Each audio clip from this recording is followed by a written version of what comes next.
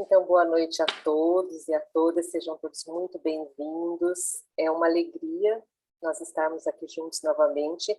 Para quem não me conhece, eu sou a Rose, sou do Núcleo de Práticas Restaurativas de Ourinhos e Região. E eu quero, de início, agradecer demais a presença de todos vocês. Nós estamos todos aqui numa sexta-feira à noite, já é uma grande vitória. E eu gostaria de dizer que a doutora Raquel pediu que se desculpasse, porque ela ainda não pode estar no começo da palestra, mas ela vai entrar no decorrer, porque ela quer muito ouvir a fala da nossa amiga Sandra. E hoje o nosso tema, dentro da semana que nós dedicamos aos gêneros, é Justiça Restaurativa e os Desafios da Contemporaneidade, uma leitura dos conflitos familiares envolvendo as pessoas LGBTQIAP+. E nessa noite, como eu já disse, a gente tem uma alegria a mais. Nós vamos ter a oportunidade de ouvir uma parceira de caminhada que está conosco no projeto de implantação do nosso Núcleo de Justiça Restaurativa. Quem vai falar com a gente hoje é a Sandra Gonçalves da Odegan, França. A Sandra é mestranda em Ciência Jurídica pelo Programa de Pós-Graduação da Universidade Estadual do Norte Pioneiro do Paraná, UEMP. Graduada pela UEMP, conselheira da subseção de Santo Antônio da Platina, presidente da Comissão de Direito Sistêmico da mesma subseção, especialista em Direito Penal, Direito Civil, Processo Civil e Direito Sistêmico, com ênfase em constelações sistêmicas. Facilitadora de Justiça Restaurativa Sistêmica, pesquisadora integrante do Grupo de Pesquisas do Interveps da UEMP, GEJU da UEPG e GEAJUS da Univale, psicanalista em formação, e mãe da Ana e do João, avó do Bernardo, filha de Francisco e de Anita. É um prazer recebê-la. A casa é sua, Sandra. O prazer é meu, Rose, e tudo isso que você leu não é nada, porque o que realmente me emocionou foi o final, que é o que realmente importa na vida da gente, os nossos filhos, nossos pais, a nossa genealogia, de onde a gente veio. Então, hoje eu estou aqui a convite da Rose para falar sobre um tema que é o tema também da minha pesquisa no mestrado, que trata dos conflitos familiares que envolvem as pessoas LGBTQIAP+, e sobre o olhar, sobre a ótica da justiça restaurativa. Antes do Eurico colocar para mim um videozinho que eu pedi a ele, eu só queria dizer a vocês que, às vezes, a gente pensa que todo mundo sabe o que significa a sigla, né? Porque, assim, cada ano que passa, dá a impressão que a gente tem que a sigla aumenta. Então, rapidamente, eu vou dizer para vocês sobre o que nós estamos, para a gente realmente se inteirar do que nós estamos falando, o que significa a sigla LGBTQIAP+. L é de lésbica e G de gays. Bi é de bissexual, T é de transgênero ou transexual, Q é de queer, I é de intersexo, A de assexuais, P de pansexuais. Então, depois, se vocês quiserem, eu dou a definição do que é que significa cada termo desse. E agora, eu quero trazer para vocês, eu gosto muito de falar, mas causar impacto através de uma obra de arte, seja um filme, seja uma música, porque eu acredito muito que quando a gente sente a emoção do outro, aflora na gente, a gente consegue ver o outro da maneira como ele deve ser visto. Então, agora eu peço a Eurico, por favor, Eurico, que você passe 2 minutinhos só esse vídeo.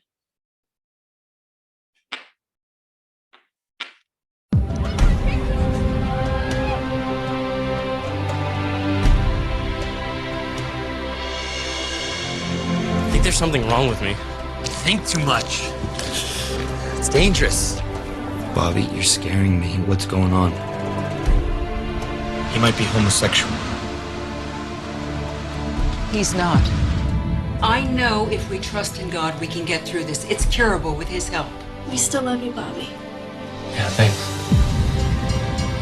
I told you not to do that thing with your arm. It makes you look like a girl. Accept me as I am, or forget it. I won't have a gay son. Then, Mom, you don't have a son. Fine.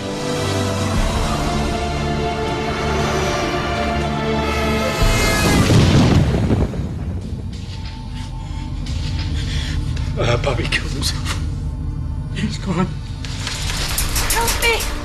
I said it! Let me out! Bobby was a good young man, but he was lost. We all made mistakes, but it's done. He's gone.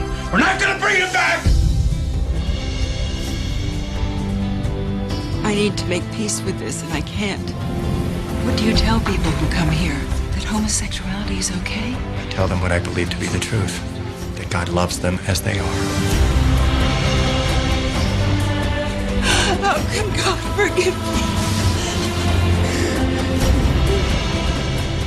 Bobby's death was the direct result of his parents' ignorance.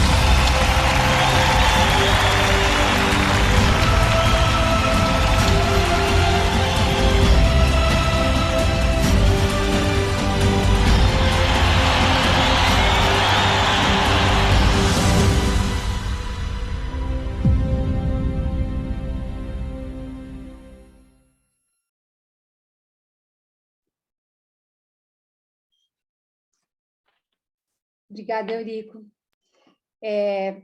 Então, nós vamos tratar aqui de contação de histórias. Vocês viram essa história. A homofobia Bibiana, se você puder compartilhar conosco agora o primeiro slide. Isso. Agora o segundo, Bibi.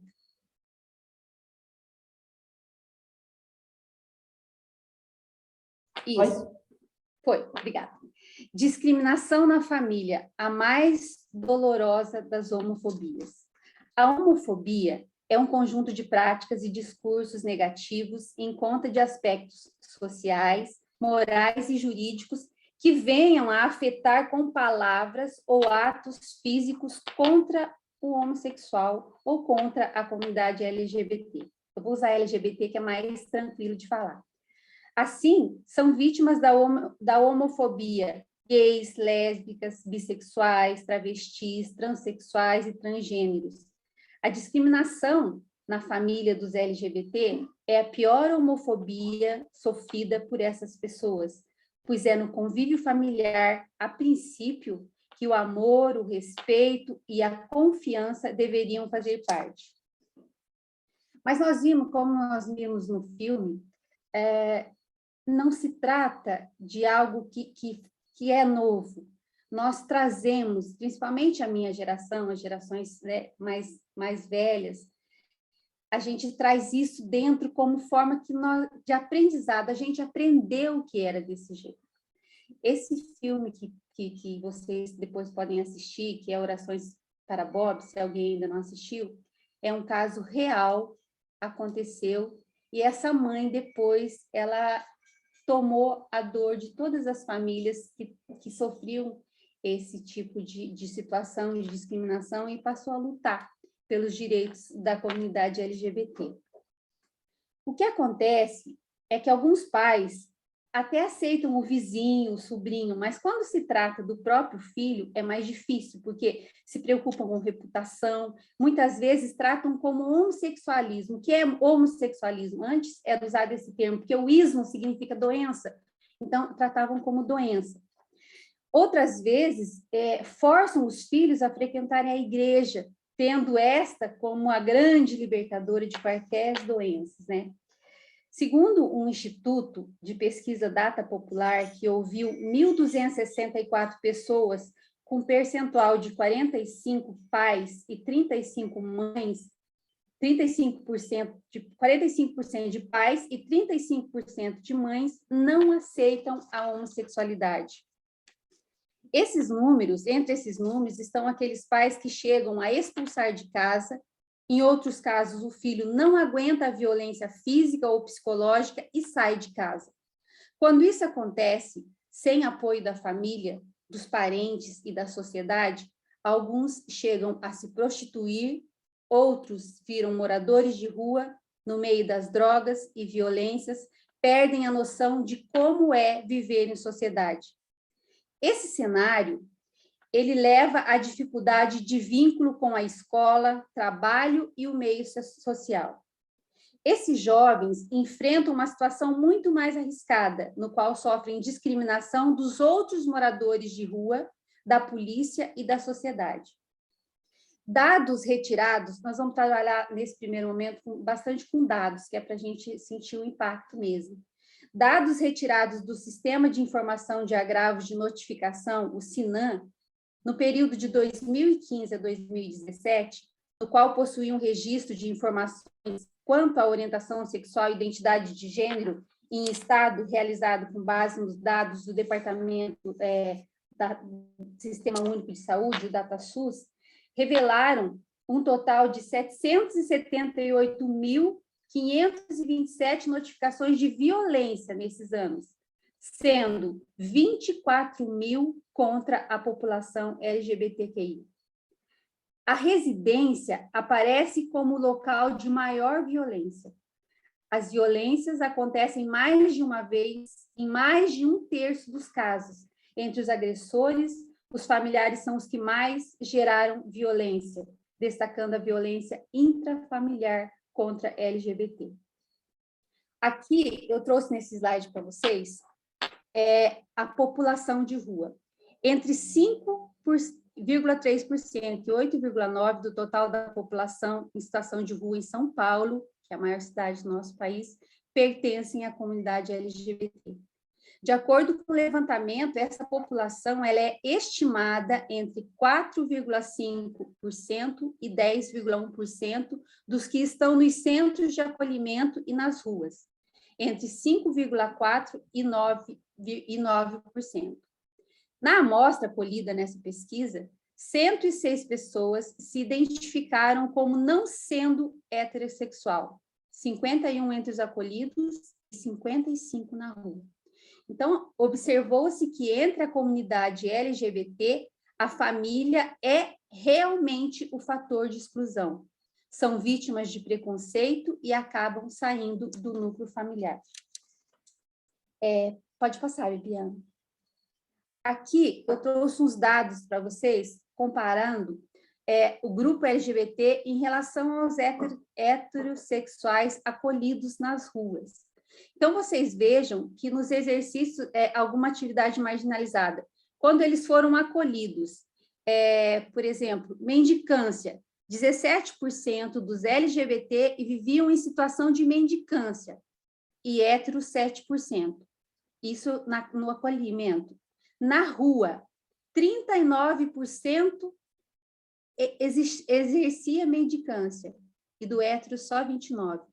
Um total de 26% para a comunidade LGBT e 16% para o hétero. E aí, se vocês continuarem olhando, nós temos a prostituição, venda de drogas, roubo, assalto, no quesito saúde, número médio de doenças, quem já procurou o serviço de saúde, uso de preservativo. Podem olhar que dentro, no acolhimento e na rua, a diferença grande da rua e do acolhimento. Uso de drogas, né? Aí, consumo de drogas, crack, maconha, cocaína, internações em instituições, 18% da comunidade LGBT já passou pelo sistema prisional, que é a última ratio, é o último lugar que se deve colocar qualquer ser humano. 53% já passaram por alguma instituição. A discriminação e a violência. Sofreu agressão verbal, 76%. E aí, pode passar, Viviane. De acordo, aqui nós temos um outro slide que apresenta para vocês a família. A exclusão começa na família. Então, nós vemos da família, aí da família vem na educação, a educação tem o trabalho, a saúde, a política, e tudo isso culmina na violência, que gera mais violência. Dessa forma, uma pesquisa teve um enfoque amplo, a pesquisa teve um enfoque amplo e reafirma os processos macrosociais ligados ao sistema capitalista que produzem essas desigualdades sociais de gênero, entre outras, e reforçam a condição da população da rua como sujeitos de direito. Dessa forma, entende-se que ela, apesar de toda a sua heterogeneidade, tem em comum. Então, o que essa população de rua e o LGBT tem em comum? A pobreza, vínculos familiares quebrados e interrompidos. Aqui é que a gente frisa, que é o que nos interessa. E aí, pode passar, Libiana. De acordo com os dados, aqui é a população de rua, vou continuar na população de rua, depois eu parto. Pode voltar, Libiana, por favor. De acordo com os dados, a população LGBT, ela exerce mais mendicância e atividades marginalizadas, como prostituição, venda de drogas e roubos, do que os heterossexuais, conforme nós vimos no gráfico. Há indícios de que o número de casos de tuberculose e portadores de HIV é maior nessa comunidade do que entre os heterossexuais em situação de rua. Porém, essa população procurou os serviços de saúde em maior proporção, do que o grupo não procura do que o grupo heterossexual. O levantamento ainda mostra que no grupo LGBT há uma maior incidência de pessoas que passaram por instituições, especialmente pelo sistema penitenciário. De um modo geral, tanto entre os acolhidos como entre os moradores de rua, a população LGBT parece sofrer mais agressões do que o heterossexual. De fato, a inclusão na temática dos direitos das pessoas LGBT, na luta política dos movimentos sociais, é uma conquista, a gente sabe disso, mas persiste ainda uma base identitária nesse contexto que segmenta, reduz e limita as possibilidades de transformação. Próximo slide. Aqui, gente, outro fator que é indicativo dessa exclusão familiar. O suicídio da população LGBTQIAP+, precisamos falar e escutar. Jovens LGBTQIAP+, pensam 3 vezes mais em suicídio que cis heterossexuais e têm 5 vezes mais chances de colocar a ideia em prática.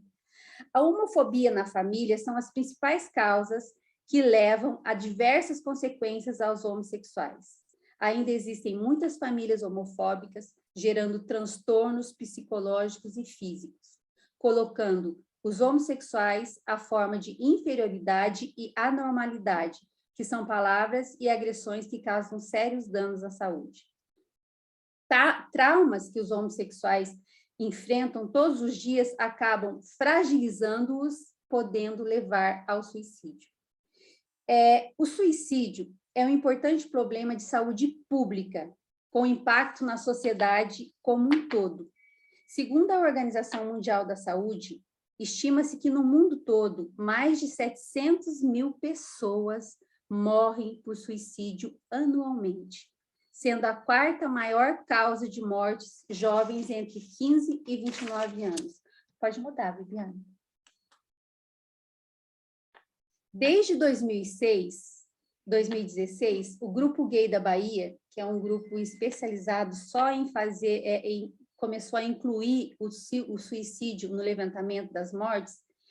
Em 2006, foram 26 registros contra 100 casos em 2018, um aumento de 284% no período. O suicídio, ele é a 4ª principal causa de morte entre jovens de 15 a 29 anos, no Brasil, segundo dados do Ministério da Saúde. Nesse contexto, o público LGBT tem 6 vezes mais chance de cometer o ato, de acordo com a revista científica americana Pediatrics. O risco de suicídio é 21,5% maior quando LGBTs convivem em ambientes hostis à sua orientação sexual ou identidade de gênero. Em todo o país, no ano de 2018, a LGBTfobia deixou 420 vítimas. Entre 2010 e 2019, ocorreram no Brasil 112.230 mortes por suicídio, com um aumento de 43% no número anual de mortes de 9.454 em 2010 a 13.523 em 2019. As evidências têm demonstrado ainda maiores riscos de suicídio entre os grupos em situação de maior vulnerabilidade, como é o caso aqui em questão das pessoas e da comunidade LGBT. Esse número, ele se deve ao fato de que as pessoas LGBTs, comumente, elas são excluídas de vários grupos sociais, seja pelos pais, familiares ou pela própria sociedade, tendo constantemente sua orientação e identidade questionadas. Durkheim, ele tem uma obra que se chama O Suicídio, e ele traz esse fenômeno do suicídio, 3 principais tipos. Ele fala que existem 3 tipos de suicídio: o suicídio egoísta, o suicídio altruísta e o suicídio anômico. O suicídio egoísta seria aquele motivado por um isolamento exagerado do indivíduo em relação à sociedade. O altruísta, que está no outro extremo, ou seja, quando o ser humano não está mais ligado na sociedade, mas, ao contrário, ele está demasiadamente ligado nela. E existe também um terceiro tipo, que é o suicídio anômico. Esse suicídio, o mais significativo para fins da obra, no caso de Durkheim, porque ele vem da noção de anomia, ausência de normas. O suicídio por anomia, ele é aquele que não soube aceitar os limites morais que a sociedade impõe. Então, a gente já vê que é uma coisa imposta. Aquele que aspira a mais do que pode, que tem demandas muito acima de sua possibilidade real e cai, portanto, no desespero. Os pais têm preconceitos que lhe foram internalizados pela sociedade, desde que nasceram.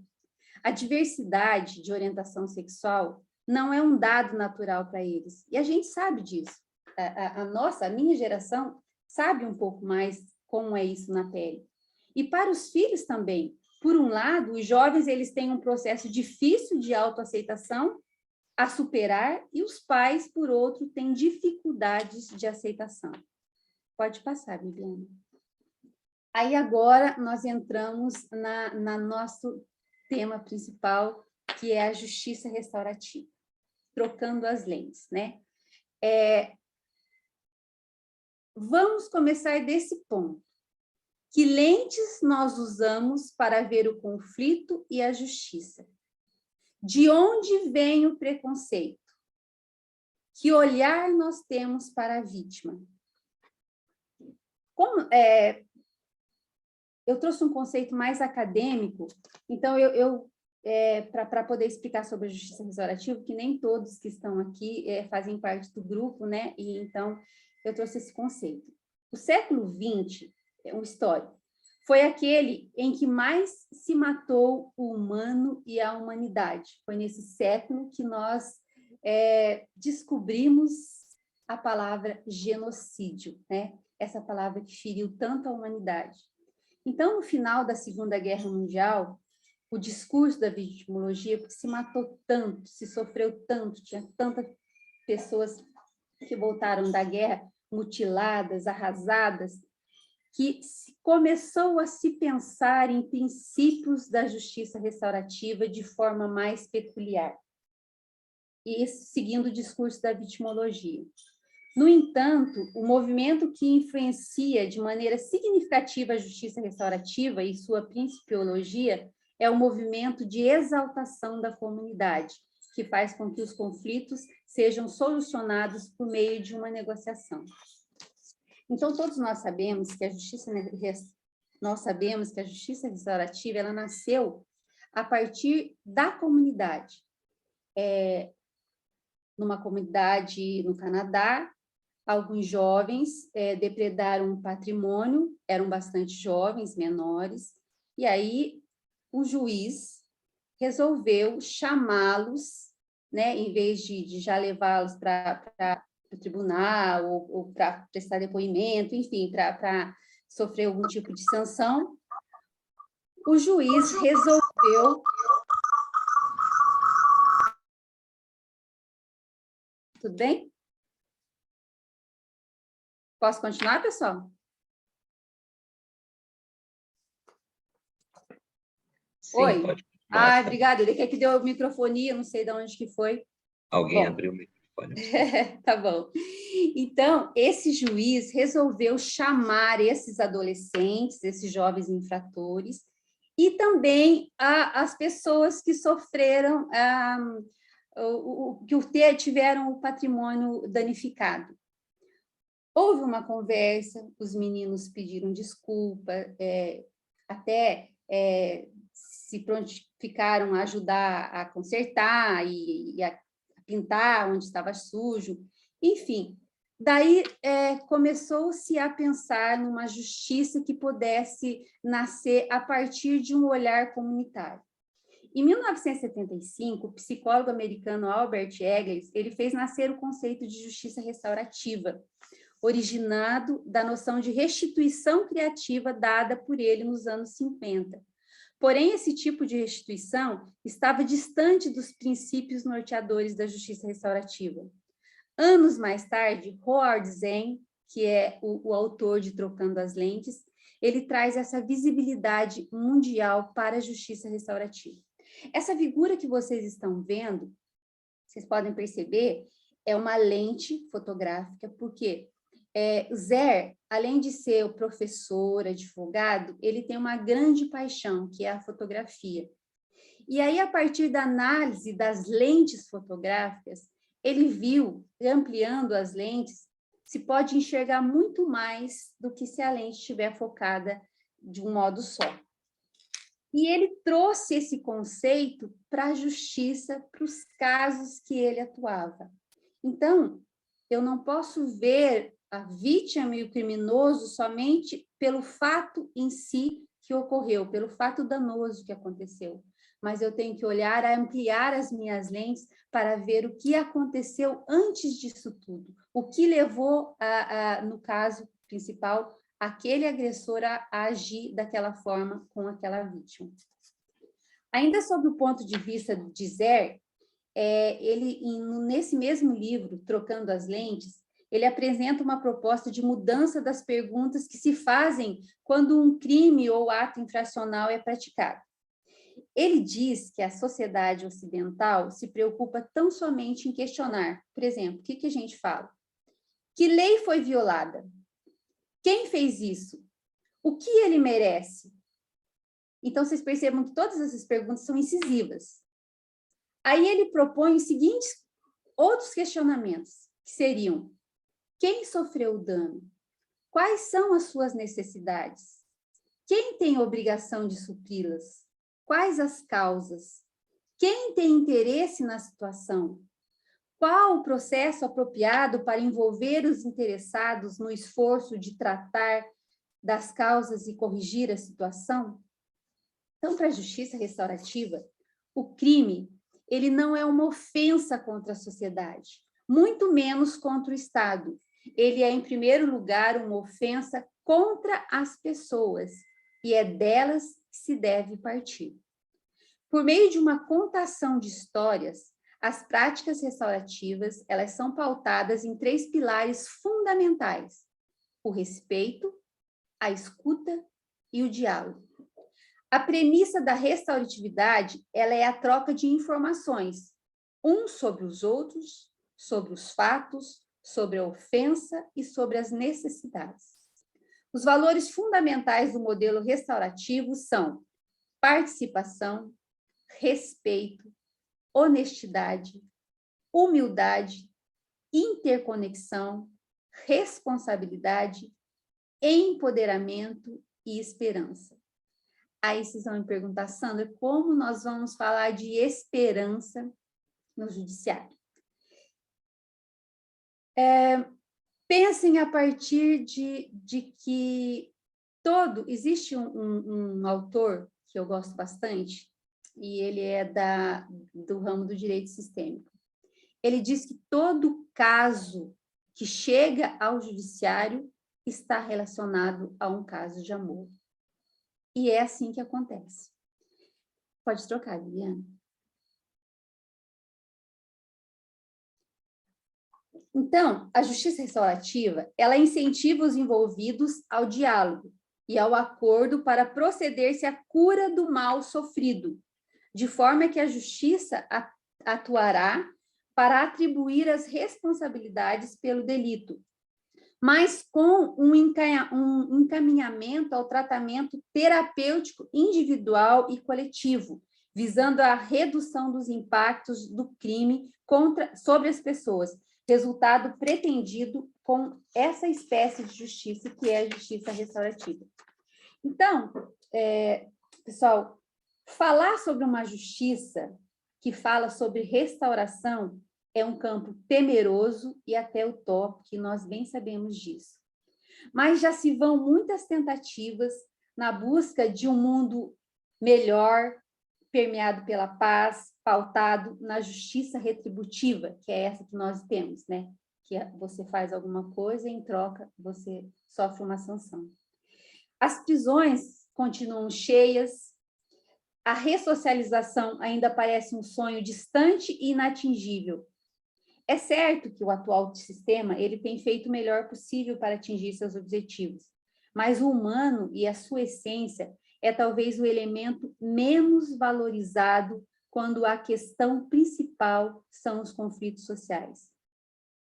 Olhar para um indivíduo enquanto pertencente a um sistema significa compreender e respeitar que aquele agir que irá produzir o fato social, seja ele positivo ou negativo, podendo até redundar em um evento criminoso, não pode ser compreendido de forma isolada, senão como um produto de um sistema no qual aquela pessoa se encontra inserida. Aqui vocês estão vendo um círculo. A justiça restaurativa, uma das ferramentas, das técnicas da justiça restaurativa, são os círculos. As pessoas formam um círculo e é onde acontece o que nós chamamos de contação de história. Cada um fala, tem a sua voz de falar e todo mundo respeita essa vez de falar. Nesses círculos, nós temos na justiça restaurativa 3 ciclos, que é o pré-círculo, onde a possibilidade de resolução de conflito pelo processo restaurativo é proposta aos envolvidos. Então, ninguém chega à justiça restaurativa porque é obrigado. É completamente espontâneo. Então, você faz o convite e a pessoa aceita. Se ela aceita esse convite, suponhamos que ela tenha alguma demanda, alguma situação, e aí, para não ir diretamente para a parte processual, ela é convidada a um pré-círculo. Então, nesse pré-círculo, essa possibilidade de resolução é proposta. Aí vem o círculo. Nesse círculo, são realizadas reuniões com os envolvidos e inicia-se, então, o processo de restauração das relações. Depois disso, acontece o pós-círculo, que é onde há o acompanhamento do caso e o cumprimento dos acordos. Então, nesse pós-círculo, lembrando que são pessoas capacitadas, ainda há pouco, enquanto nós estávamos aguardando os convidados chegarem, a Rose estava nos dizendo que nós precisamos, né, que o pessoal aí da Justiça Restaurativa de Ourinhos precisa formar mais facilitadores, fazer mais curso, né? Então, as pessoas, necessariamente, que conduzem o círculo, não precisam ser advogado, não precisam ter formação superior, mas precisam ter formação de sensibilidade, porque você não vai conseguir realizar a justiça restaurativa se você não tiver uma mudança de percepção. Essa percepção, ela tem que fazer parte de você. A justiça restaurativa, ela não é uma terapia, mas ela é totalmente terapêutica. Nós temos também ainda o círculo restaurativo familiar, que não está aí. Esse círculo restaurativo, ele pode ocorrer só com a família dos envolvidos.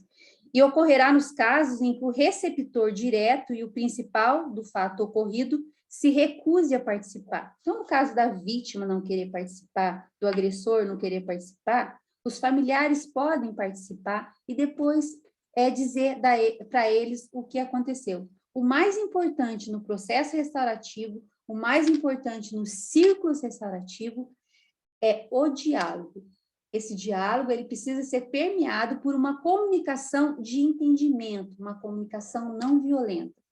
Nós temos aqui nesse slide quais são os princípios restaurativos, e esses princípios estão de acordo com a nossa legislação, com o Estado Democrático de Direito. Nós temos o princípio da corresponsabilidade, reparação de danos, atendimento à necessidade de todos os envolvidos, a informalidade, a voluntariedade, a imparcialidade, a participação, o empoderamento, a consensualidade, a confidencialidade. Isso é muito importante, porque acontece dentro de um círculo, não é levado para além daquele círculo. A celeridade, aqui com relação à celeridade, eu discordo um pouquinho dessa celeridade no sistema processual. Eu acredito que essa celeridade é para o pessoal, né? Porque vocês perceberam que esses círculos, e principalmente tem o pré-círculo e o círculo demanda tempo. Por que nós encontramos dificuldade em implantar a justiça restaurativa?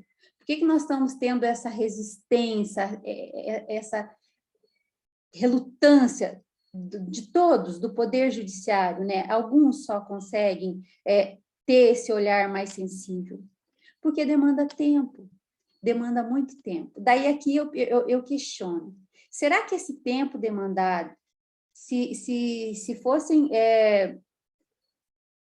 mais pessoas, mais facilitadores, que o Estado conseguisse verbas, né, políticas públicas para esses facilitadores, não gastaria muito menos com esses círculos, com esse pessoal, do que se gasta com o sistema prisional, do que se gasta com as gaiolas, né, pessoal? Porque nós estamos vivendo assim, vendo e vivendo um período em que as pessoas estão enjauladas. Então, seria um caso a se pensar, mas uma briga de formiguinha contra, sei lá, um gorila, né? Mas a gente tá aí. Eu quero chamar a atenção para vocês, para essa... Opa, pode voltar, Bibiana. Chamar a atenção para vocês, a justiça restaurativa, ela é a contação da história. A justiça restaurativa, primeiro, ela ouve a vítima.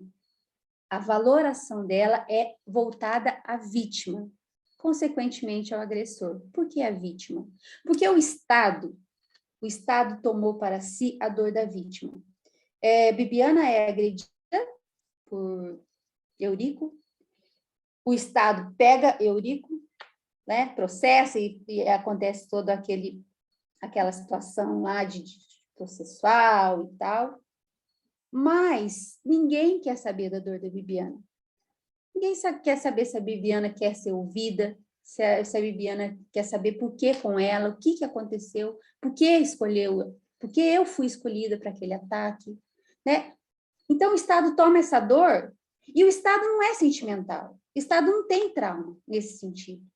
Aí, a vítima, no caso, ela fica sempre se cobrando. Então, esse trabalho da justiça restaurativa é mais de empoderar a vítima.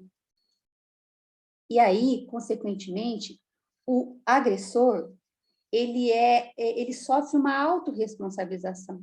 Quando ele sabe, quando eu disse para vocês ali a história do círculo familiar, então, quando é contado a história, ou mesmo no círculo, quando o agressor e o ofensor, vítima e ofensor se encontram, quando o ofensor ouve, vindo da própria vítima, raramente ele não se sensibiliza.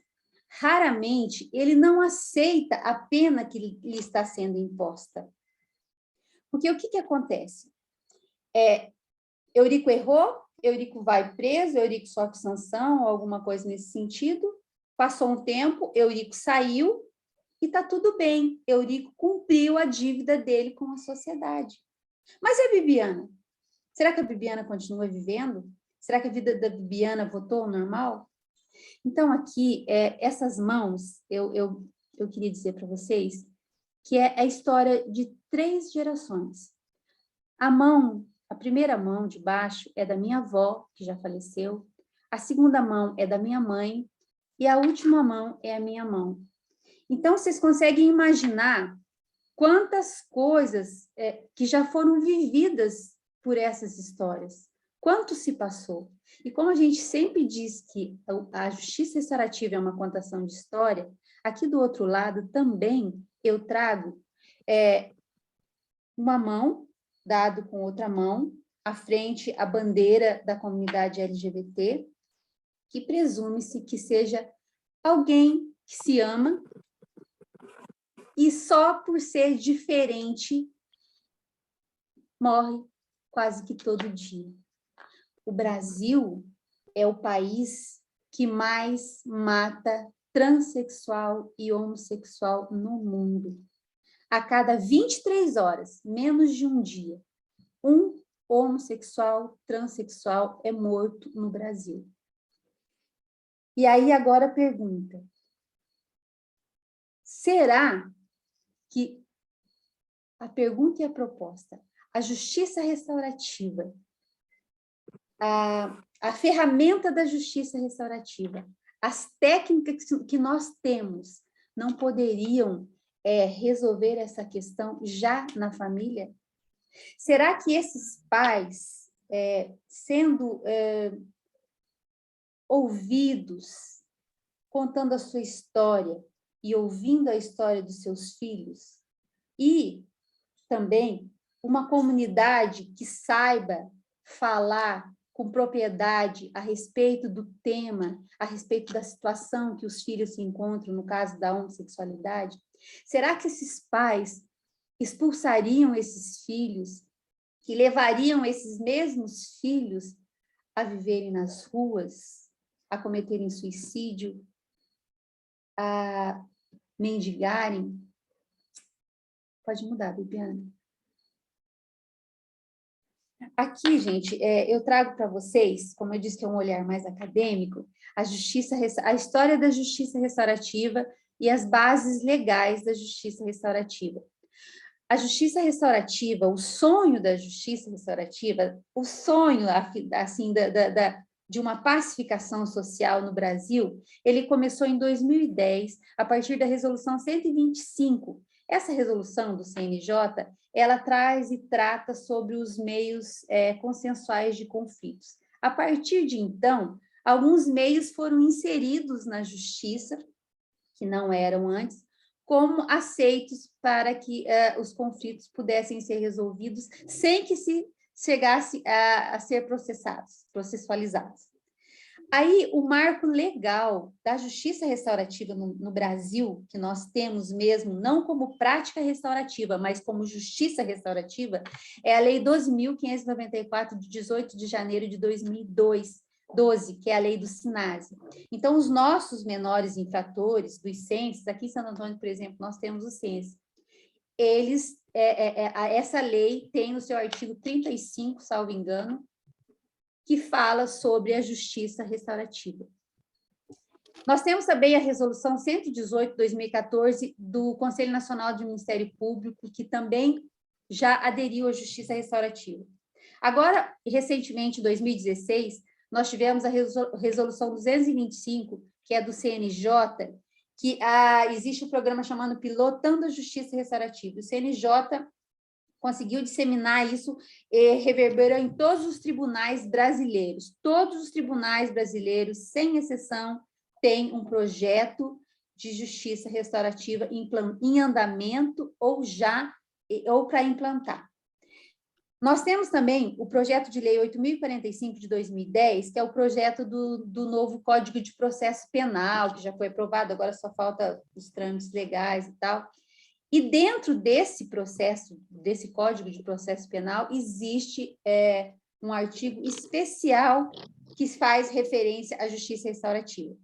Temos também a Resolução 300, de 29 de 11 de 2019, e recentemente, fresquinho, agora de 18 de 10 de 2021, nós temos a Resolução 243 do Conselho Nacional do Ministério Público, que ele dispõe sobre a política institucional de proteção integral e de promoção dos direitos e apoio às vítimas. Então, aqui, traz central a pessoa da vítima como sendo a importância, e, nesse caso, o olhar da justiça restaurativa é para a vítima. Nós temos de encontro essa resolução agora que tem nem um mês. Não, fez um mês ontem, né?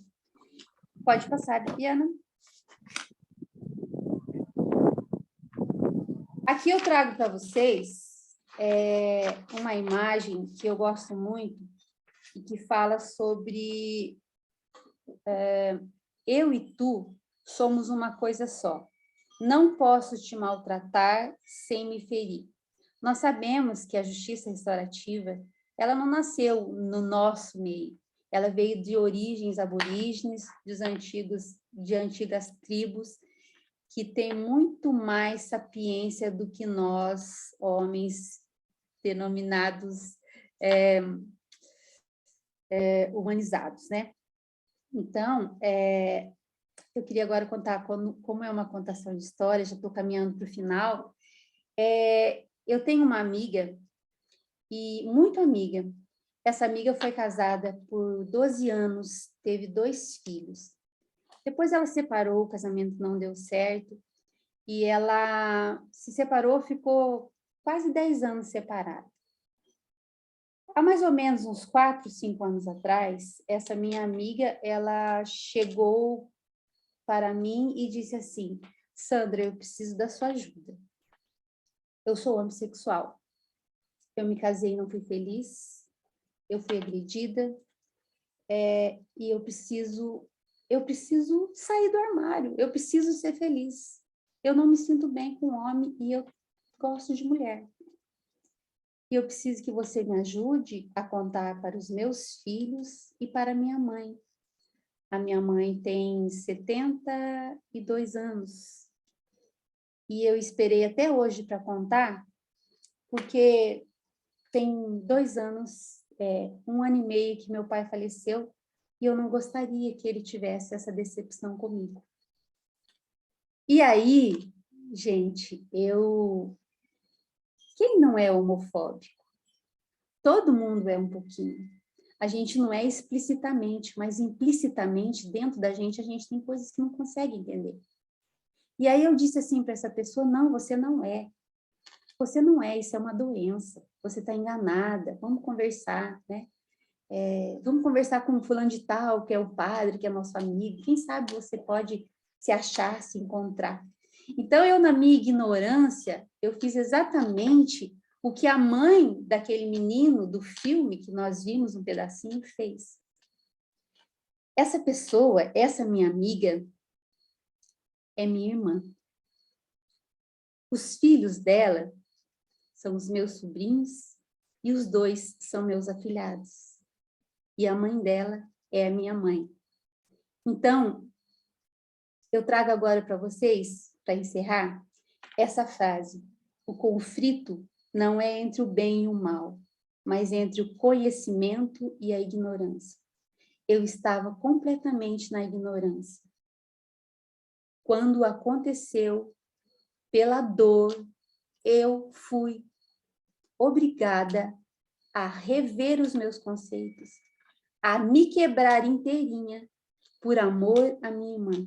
E é esse amor que eu acho, que eu acredito que a justiça restaurativa pode fazer para essas pessoas, para a família dessas pessoas. Muito obrigada, era isso que eu tinha para apresentar para vocês. Obrigada, Viviane, por ter apresentado. O último slide é só referência, não tem necessidade de vocês lerem. Sandra, nós é que agradecemos imensamente. Eu diria para você que eu fui tocada no primeiro slide, no primeiro filme, e fui tocada novamente agora, bem restaurativamente, dizendo: eu gostaria muito de te dar um abraço. Muito apertado. Eu acho que o que acontece com a gente na justiça restaurativa é isso. A gente se deixa tocar e a gente se aproxima da humanidade do outro. E é isso que ela tem de mais maravilhoso. Eu agradeço muito a sua fala. Acho que foi de uma riqueza enorme, foi muito especial. E acho que é muito importante a gente conversar sobre isso. Porque nós que estamos aqui falando de justiça restaurativa, nós estamos dizendo que nós vamos nos aproximar do outro, nós vamos ouvir a história do outro, e se nós não tivermos isso de dentro de nós para fora, nós não vamos saber como fazer, nós não vamos ter pernas para caminhar. Então é muito importante que a gente tenha muita abertura, um olhar muito aberto, muito pronto para nós ouvirmos as histórias, nós conhecermos as verdades de todo mundo. Eu acho que foi muito especial. Alguém gostaria de falar alguma coisa? A gente está aberto, aí tem um tempinho que a gente pode conversar. Eu acho que é muito rico e muito importante a gente poder aproveitar de todo esse estudo, de todas essas possibilidades. Eu deixo aqui, alguém que quiser pode levantar a mão ou já abre o microfone e faz a pergunta.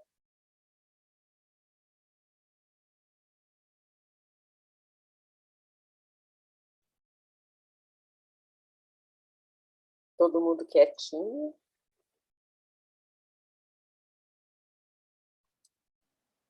Olha, Eu vou falar então, um pouquinho. você Deixa vai, eu falar, então então. vai, porque eu quero entrar um pouco depois na parte prática. Eu só quero falar que você trouxe, acho que uma das melhores definições, para mim, né, gente, né, cada um, do que seria justiça restaurativa, que é uma formação em sensibilidade. Acho que resume tudo que a gente faz, tanto com a gente, quanto a gente tenta proporcionar para as outras pessoas, né, porque a gente não faz com o outro, a gente, né, tenta proporcionar. E tem que ser com tudo, com todas as pessoas, de todas as formas. Eu não consigo imaginar, assim, as pessoas falando: eu até tenho amigos, naquela conversa enfiada, né? Não sou preconceituoso, não, até tenho amigos, assim. Gente, é isso que eu fico pensando, sabe? Eu também tenho amizades e tenho familiares e me rasga o coração só de imaginar que qualquer coisa poderia acontecer com eles. Então, não é simples assim, essa falta de cuidado mesmo no dia a dia, sabe? A gente tá botando lenha, a gente meio que tá dando permissão para que certas coisas aconteçam, né? Então acho que a responsabilização ela vem muito de encontro a isso, sabe? A gente se responsabilizar por cada coisinha que a gente faz, né? E tanto na presença deles quanto quando eles não estão por perto, né? É meio que uma autorização social quando a gente fala coisas, né? Ou faz, não sei. Só queria refletir um pouquinho. É isso, a gente ser um pouco mais sensível com o que a gente não sabe. A gente não está na pele deles, no corpo deles, a gente não sabe.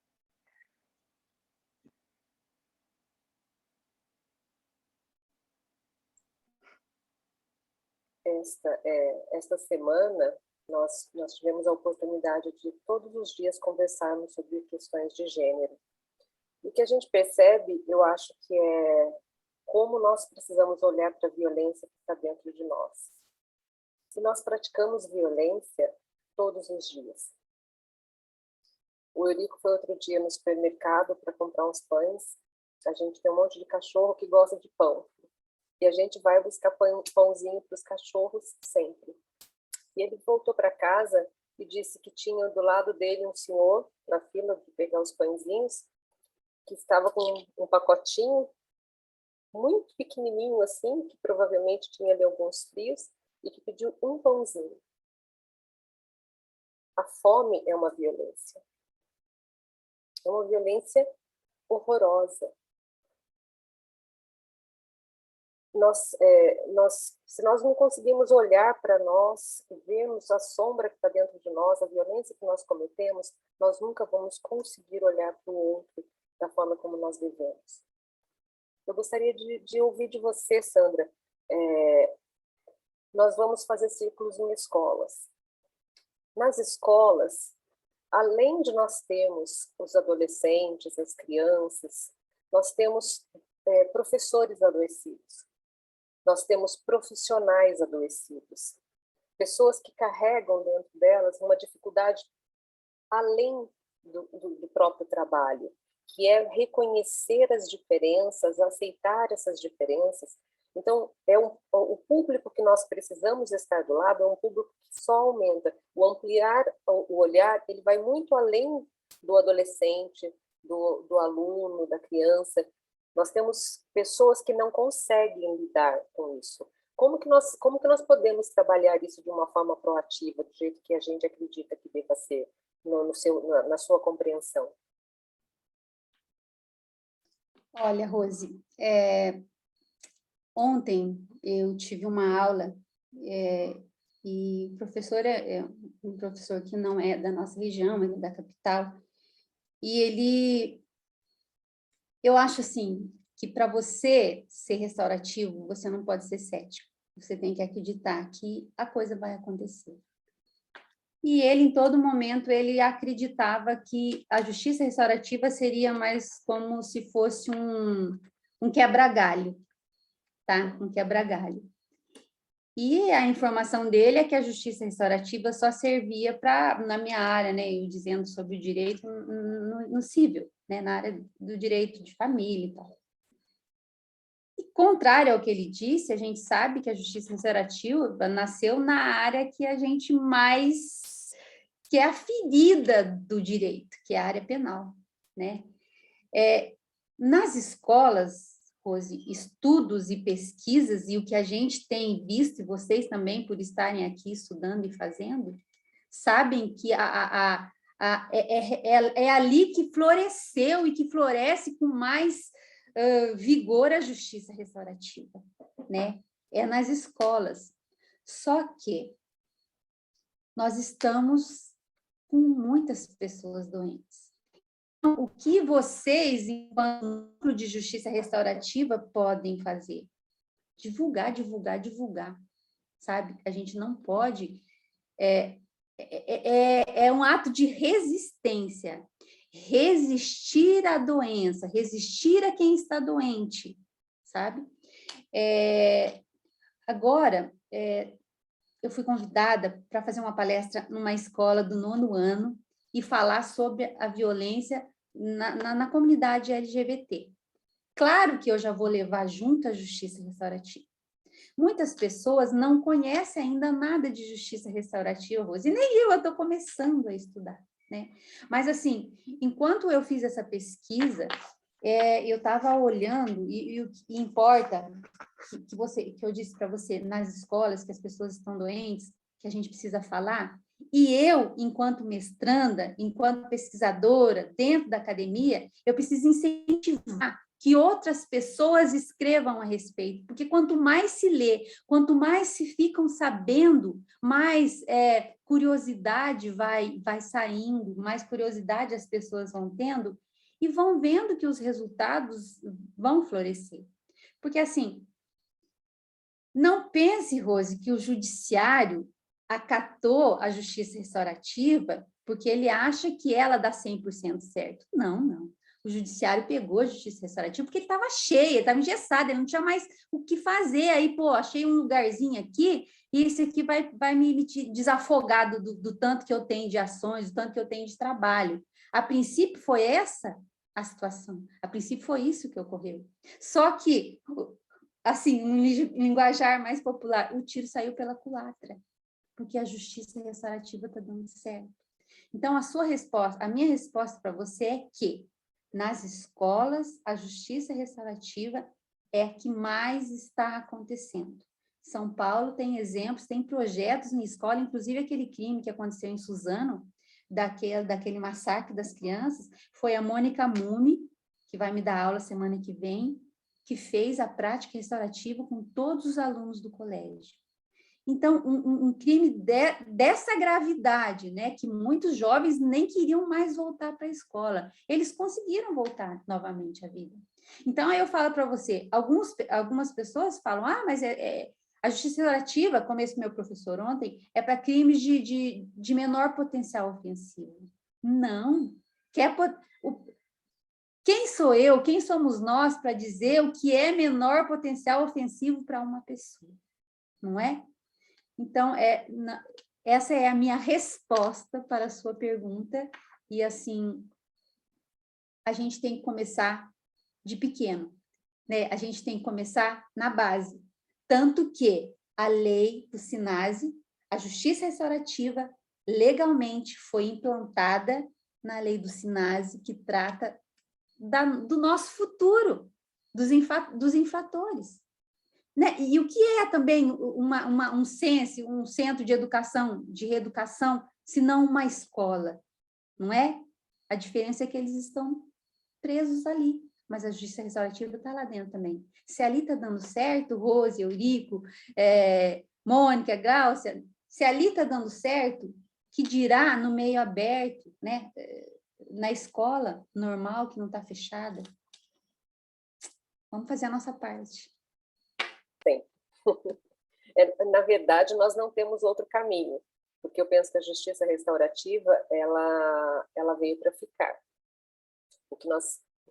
Apesar de nós sofrermos uma certa dificuldade, né, eu acho que o judiciário, ele não nos aceitou, ele nos engole, assim, com muita má vontade, tanto é que a gente tem muita dificuldade em conseguir uma entrada dentro do judiciário, né? Mas eu penso que é uma coisa que nós vamos conquistar mesmo. E eu acredito, assim como você, que é dentro das escolas onde a necessidade é maior. Porque o olhar precisa... dentro da escola, a gente tem um olhar muito ampliado. Porque a criança e o adolescente, eles são muito mais abertos, né? Eles estão muito mais aptos a receber e a sentir efetivamente o trabalho da JR. Ninguém gostaria de fazer mais nenhum comentário, tem uma pergunta, aproveitar que a Sandra está aqui com a gente. Rose, eu queria fazer um agradecimento aqui para o meu professor, meu orientador, professor Renato Bernardi, que é uma pessoa assim que sempre está do meu lado, acreditando nessa possibilidade de uma justiça que realmente vergue pela pacificação social. Professor, muito obrigado por estar comigo nesse momento. É um prazer para nós mesmo ele estar aqui com a gente.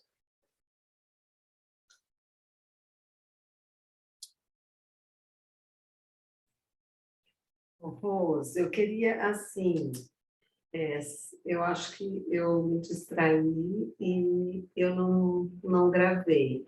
A Sandra é de que cidade? E se na tua cidade você já trabalha com a justiça restaurativa? Gáucia, eu sou de Santo Antônio da Platina. Eu sou uma esperançosa que estou enxerida aqui no grupo de vocês. Eu não trabalho com justiça restaurativa, porque aqui na minha cidade nós não temos núcleo de justiça restaurativa ainda. O máximo que eu fiz até agora foi um trabalho com as presidiárias, que eu estou tentando infiltrar no sistema presidiário, que aqui é um presidiário feminino. Já fiz algumas visitas, está sendo construído um parlatório e uma sala para a gente começar a fazer esses atendimentos. E eu acredito que a partir desse caminhar de tartaruguinha, alguém vai ver, né? E se não ver, a gente vai fazer do mesmo jeito. Mas, assim, já que você perguntou, eu agradeço a vocês por me aceitarem aqui no grupo E eu quero que um dia vocês venham aqui para a gente fazer um círculo aqui com o pessoal, para quem sabe o poder judiciário daqui, a prefeitura daqui, porque também a gente sabe que tem cidades restaurativas, né? Que a gente tem exemplo de Caxias do Sul, que é sensacional o que acontece lá. Que o prefeito, que as autoridades se interessem pela temática, se interessem pelo humano, né? Porque a gente não está fazendo nada mais do que a nossa obrigação de pensar no humano. Mas estou pertinho, viu, Glaucio? Qualquer hora eu posso tomar um cafezinho aí. Ai, que delícia! Bem sim, a gente também pode ir ali. Eu achei que você era de mais longe, falar a verdade. E você aí, tem mais parceiros com você? Meio os louquinhos feito nós, assim, que acredita nisso? Olha, você sabe até que eu tenho, sabe? Tem sim, mas eu não acho que é louco, não. Acho que a gente sonha e sonhar não é pecado, né? E o nosso sonho está acontecendo, a gente está vendo o nosso sonho acontecer. Vocês viram aí pelas referências legais que eu passei, né? Quantas coisas a gente já conquistou. Nós estamos em 2021, a justiça restaurativa começou nos anos 70, a gente copiou lá dos Estados Unidos, né? Lá começou muito antes. E aí veio para nós, em 2010 começou a abertura. Realmente que aconteceu em 2015, de 2016, que foi que o CNJ lançou a resolução de 2025. Quer dizer, nós estamos só 5 anos. O que é 5 anos? 5 anos é uma criança, né? É uma criança. Então, eu acredito sim, eu acredito mesmo que vai dar certo, que vai acontecer, e eu acredito também que a justiça restaurativa não anula a justiça retributiva, que as duas podem caminhar lado a lado, que as duas podem conversar entre si, porque também a justiça restaurativa não é aquela que passa a mão na cabeça, não é a justiça do perdão, não é a justiça que tudo está certo, de jeito nenhum. A justiça restaurativa é aquela que responsabiliza o agressor, né? É aquela que olha para a vítima, não como tem sido feito hoje, onde a vítima é invisível, a vítima é inútil, né? E o agressor, ele leva toda a culpa, vai para um sistema podre, me perdoem a palavra, e volta sem condição nenhuma de viver no meio. A culpa é desse agressor, gente? Se ele entra lá e sai pior a culpa não é desse agressor. Então, assim, eu sou muito de que nós precisamos tratar a causa e não o sintoma. E o nosso sistema jurídico, ele trata os sintomas e não trata a causa. Onde está a causa da violência doméstica, por exemplo? Né? Também a Paloma falou com a gente naquele dia, né? E onde estão as políticas públicas? Onde estão as ações afirmativas? Onde está o poder executivo nessa história toda? Então, a gente precisa cobrar. Eu só acho assim, fazer círculo é muito bonito, mas a gente não pode só fazer círculo, a gente tem que partir para a ação. A gente tem que partir e mostrar que o círculo funciona. Porque fazer reunião, todo mundo faz, não é? Eu poderia também fazer uma pergunta para a Sandra? Claro, Marcos, por favor. Oi, Sandra. A Sandra, já conheço a Sandra já há um bom tempo, sei da sensibilidade dela e que ela faz com prazer realmente isso daí.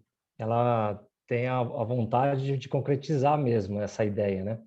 E aí eu pergunto para você, Sandra, eu sei um pouco da sua história, mas se você puder compartilhar, porque, como você mesmo falou, né, que o Poder Judiciário ele não aceita, ele está tolerando essa ideia da justiça restaurativa, né, se aproveitando um pouquinho como um desafogo ali, mas necessário, e também como você falou, não há necessidade de ter formação acadêmica, de ser o conhecimento jurídico, formação jurídica, mas para se tornar realidade no mundo jurídico, necessariamente passa por quem é do mundo jurídico, né? Por quem está na faculdade, por quem se forma na faculdade de Direito, estuda para concurso público, vai virar juiz, vai estar lá no fórum, é ele que vai decidir. Então, qual a tua visão dentro do mundo acadêmico sobre essa ideia da justiça restaurativa? está sendo aceita, está sendo bem recebida, você está vendo que as portas estão se abrindo mais. Eu sei que você fez a pós também lá, então, quer dizer, Santa Catarina me parece, como sempre, o Sul, ele é sempre protagonista, né? Essas ideias inovadoras, sempre eles trazem isso daí. Então, se puder trazer para nós como tem sido isso, se você acha que as portas estão se abrindo no mundo acadêmico, que é importante. Se não vier de lá, a minha opinião é que fica bem mais difícil realmente a justiça se concretizar. E parabéns pela exposição, viu? Pela sua Muito história. obrigada pela pergunta, muito pertinente sua pergunta. Inclusive, eu trouxe para falar também, mas aí a gente acaba atropelando, né? O tempo vai deixando a gente desesperado. Marco, você também fez direito, algumas pessoas aqui também fizeram, não só o direito, né? A nossa criação como um todo, ela é completamente cartesiana. O que é o cartesiano? A gente vê as coisas como que elas funcionam como se fosse uma peças de um relógio, funciona certinho. E o ser humano não é nenhuma peça de relógio. A gente precisa sair desse cartesianismo e partir para o pensamento sistêmico. O que é o pensamento sistêmico? Quando você olha para uma floresta, você não vê uma árvore só, você vê a floresta toda.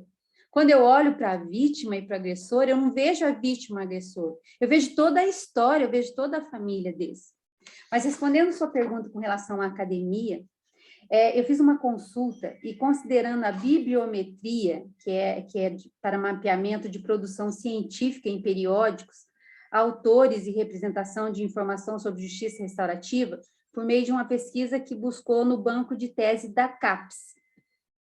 Encontrava-se 14.926 resultados para justiça restaurativa. Colocava justiça restaurativa, aparecia 14.926 resultados, sendo 11.462 dissertações e 2.714 teses. Isso até o ano de 2016. Quer dizer, a resolução, ela eclodiu em 2016. O Código Civil, o Código de Processo Civil, também reverberou tudo em 2016. A Lei de Mediação também foi tudo em 2016. Em 2016, nós tivemos esse total, 14.900 resultados para o termo justiça restaurativa.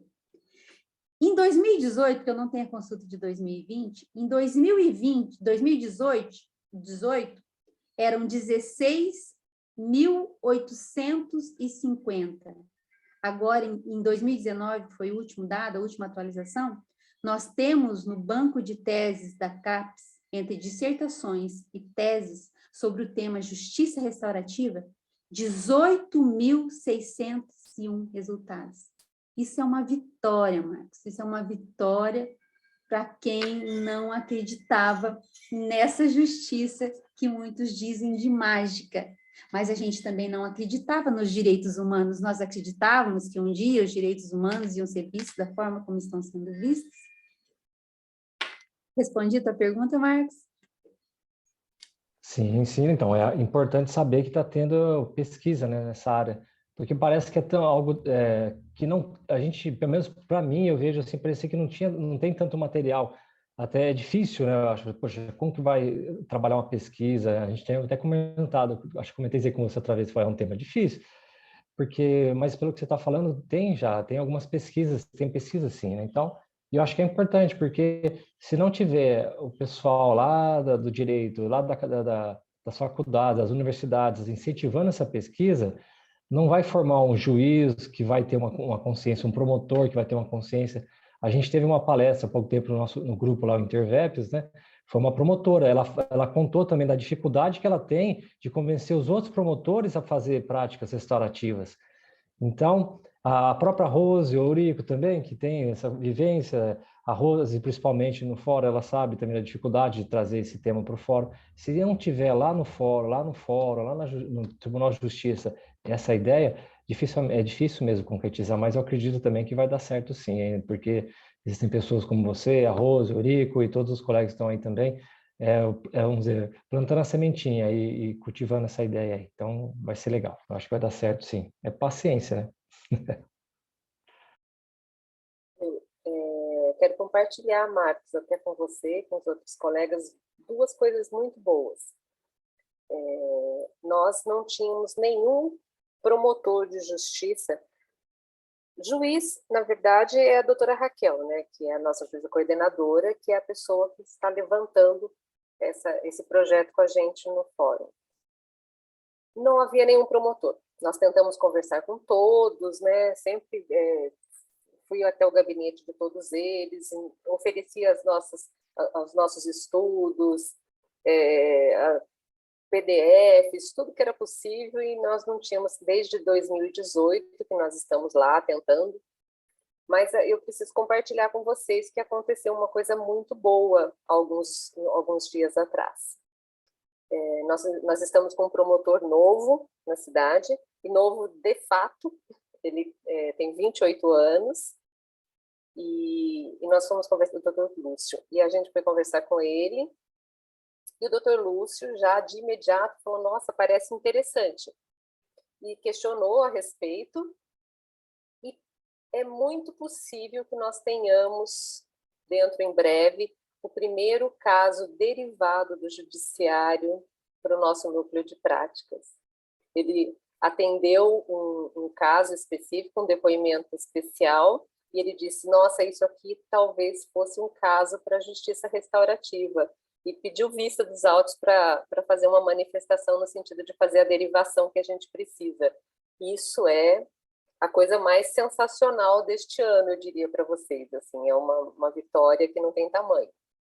E um segundo fato muito importante que eu quero compartilhar com vocês aqui, nós estamos encerrando, né, essa nossa semana que foi tão especial e tão boa, então eu queria encerrar com mais uma notícia boa. O Júnior, que é da Escola Horácio Soares, ele trouxe para a gente a ideia de que nós tivéssemos uma sala, ali nós precisávamos de uma sede, e ele tinha uma sala no pátio da escola, em condições ruins, né, mas que ele poderia ceder para que nós tivéssemos ali a nossa sede do Núcleo de Práticas Restaurativas. E nós estávamos aí tentando, por vias transversas, conseguir que a gente fizesse a reforma da sala. E a iniciativa privada, através de uma pessoa que vai ajudar a gente, já aceitou fazer a reforma da nossa sala. Assim que ela estiver desocupada, a gente começa a reforma. Eu acredito que nós entramos em 2022 com uma sede e um caso judicializado. Eu queria muito que vocês tivessem essa ciência, que foi assim, são coisas sensacionais, e acho que é merecidamente compartilhada, porque justiça restaurativa é feita no coletivo. Cada uma dessas vitórias tem um pedacinho de todos vocês, porque ninguém faz JR sozinha. Ninguém. Então, eu queria agradecer imensamente, Sandra, muito obrigada pela sua disponibilidade, pela sua parceria e por você estar com a gente, porque você pertence a gente.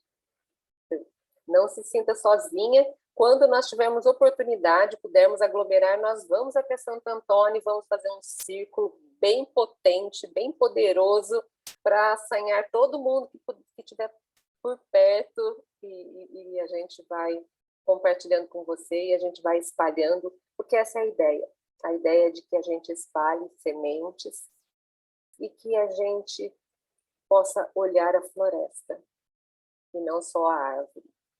Muito obrigada a todos, foi uma alegria essa semana, foi muito bom mesmo.